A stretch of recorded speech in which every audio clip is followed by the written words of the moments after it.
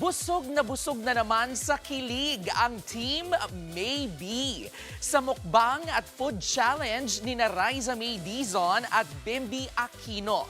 Narito po ang Frontline Showbiz Report.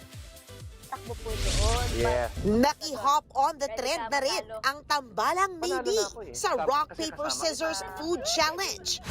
Bato. Bato-bato pick muna, tapos tatakbo ang matatalo. Umani ng likes at kilig ang video dahil matapos kang manalo ni Bimby sa 2 round. May hinahanap itong top prize? Saan yung price ko? Ito, nasa likod natin. Hindi, ikaw ang price ko eh.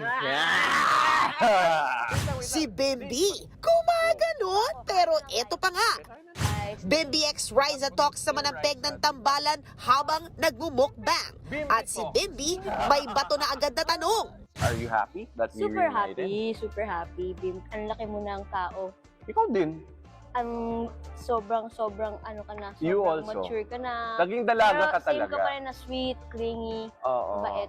Para naman kay Bimby, naging maganda raw ang kanilang reunion at happy siya sa pagiging bahagi ng programang Eat Bulaga. Nagpapasalamat din sila sa suporta na binibigay ng Dabarkads sa kanilang dalawa. For loving us, Love truly. you, Lovercats. I love you too.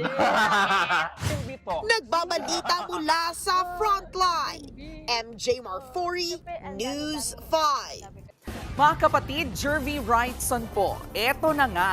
Para sa latest showbiz news at iba pang kay-alaman, mag-follow at mag-subscribe na sa social media pages ng News 5.